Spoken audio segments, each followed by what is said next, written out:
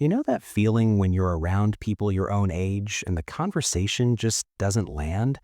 They're talking about something and you're listening, but it feels like you're on a different wavelength. Not in a judgmental way, you're just not interested in the same things. And this has probably been happening your whole life. Most people call this being mature for your age or being an old soul. And there's actually some psychology behind why this happens.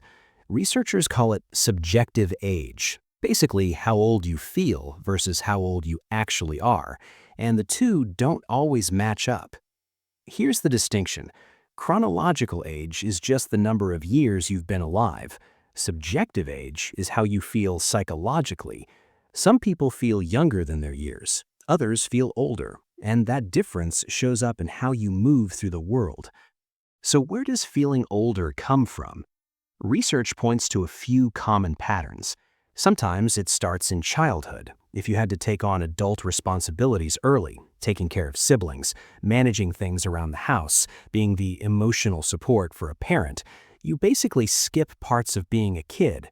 Psychologists call this parentification. You learn to think like an adult before you're ready, and that pattern sticks.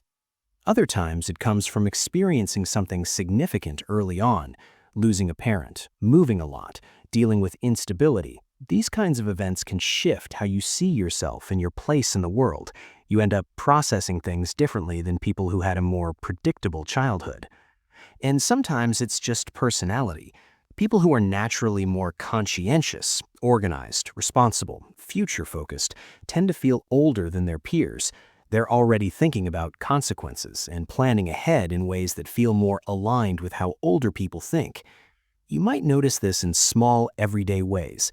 Maybe you've always felt more comfortable around older people. Maybe you actually enjoy organizing your life, paying bills, planning ahead, keeping things in order, while your friends see it as a chore.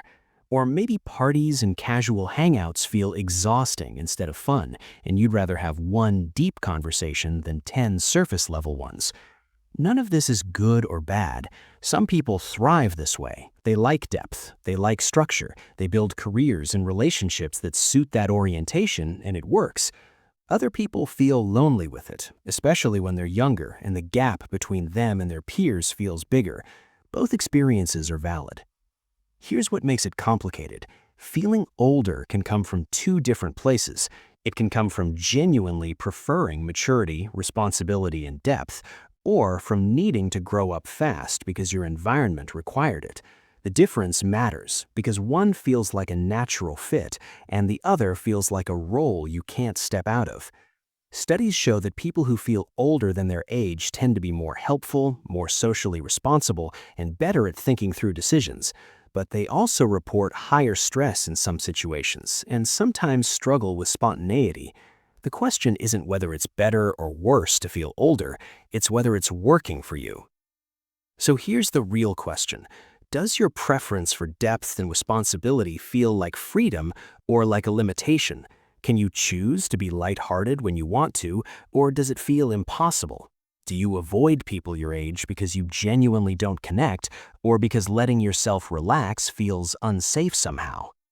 The answer tells you whether you're living according to what you need or living according to what you learned to need. Not everyone experiences age the same way. Some people feel young at heart, no matter how old they get. Others feel like they've been 40 since they were 12. Understanding the difference, without making one right or wrong, just makes things clearer. If this resonated, I'd be curious what your experience has been. Have you always felt older, or did it start at a certain point? Let me know in the comments. If this was helpful, leave a like so others can find it. And if you want more psychology content like this, consider subscribing.